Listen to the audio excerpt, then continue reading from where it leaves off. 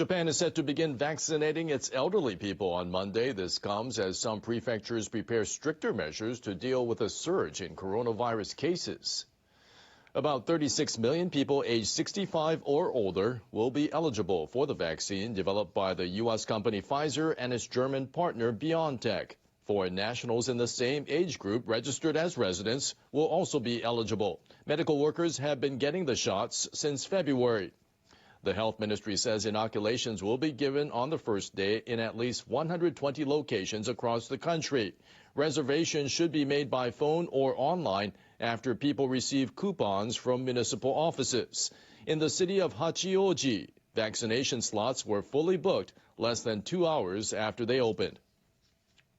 I don't usually use the internet, so there was already no space as I was so slow.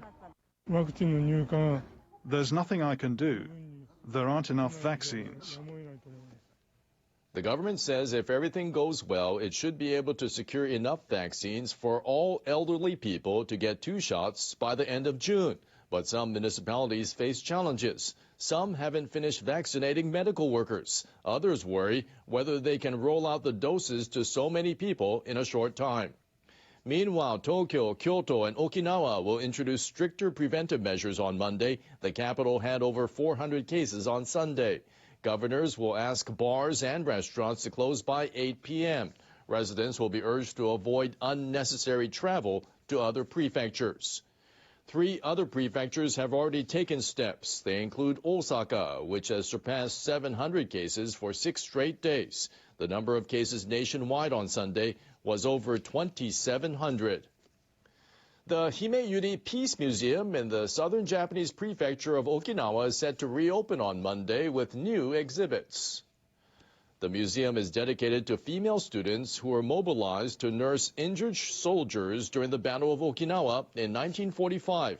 Many of these young women lost their lives in the closing days of World War II.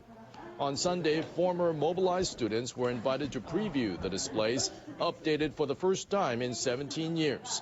The new exhibits are designed to help visitors understand how the students were affected by the horrors of war. One display shows students burying soldiers they had been taking care of at a field hospital. Shimabukuro Yoshiko is one of the former mobilized students. She says the new exhibitions will be helpful for those who do not have direct knowledge of war. I hope that people who visit the museum will think about the war that cost so many lives and realize that war is the biggest mistake that human beings can make.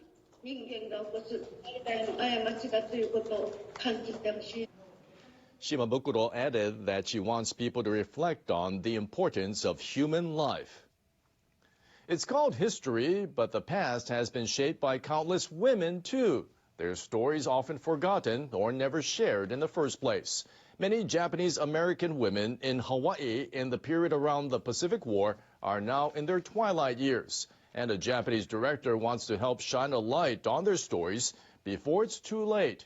NHK World's Sakamoto Mari has more.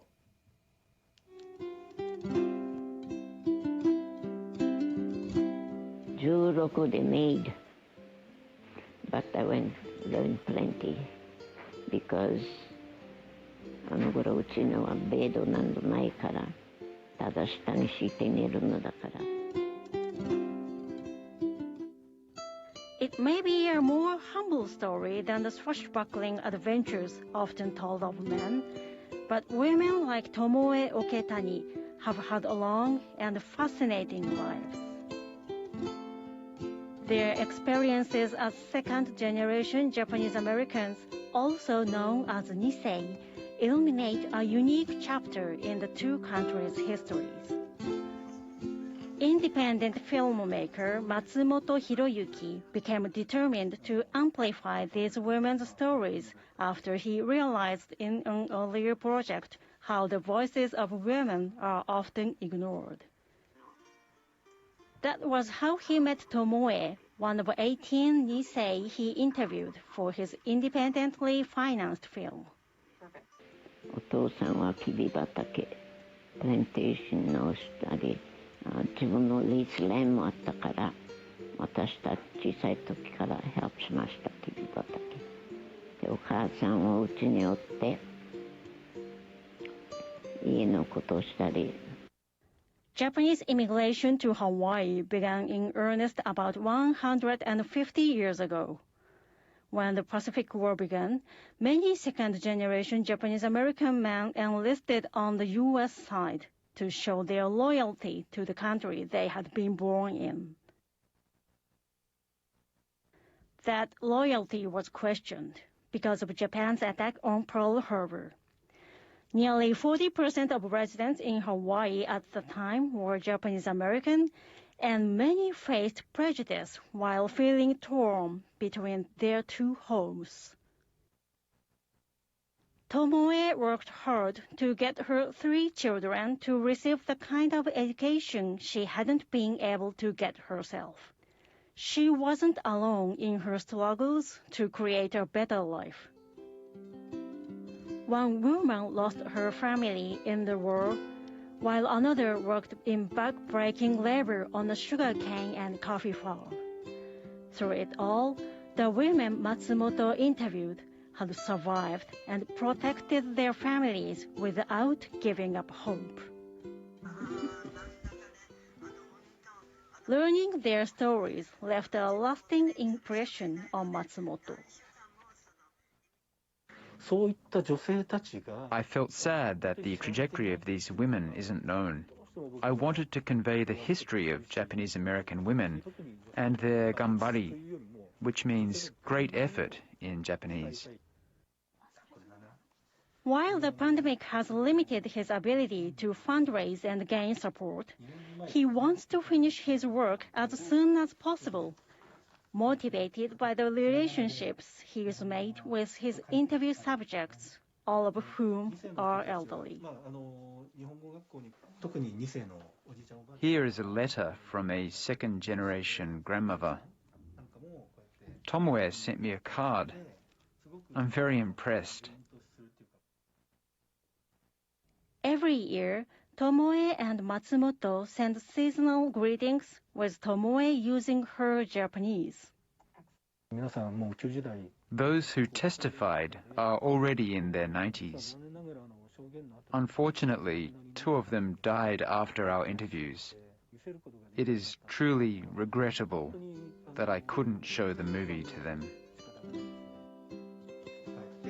Matsumoto has already decided on the final title, Okage-sama de, which means gratitude in Japanese. He hopes his film will be a small gesture of thanks to the Japanese-American women who have helped shape history. Church services to remember the life of the Duke of Edinburgh have been held around the world. Queen Elizabeth has described the loss of her husband as having left a huge void in her life. That's according to their second son, the Duke of York. Lockdowns are being observed in some of India's biggest cities following a surge in coronavirus infections. More than 150,000 new cases were reported in India on Sunday, the highest one-day total seen so far. In Germany, the race to replace Chancellor Angela Merkel after September's elections is heating up, with both leaders of the 2 parties that make up her Conservative alliance putting themselves forward to be its sole candidate. And Iran's atomic agency says the Natanz nuclear facility has been hit by what it called a terrorist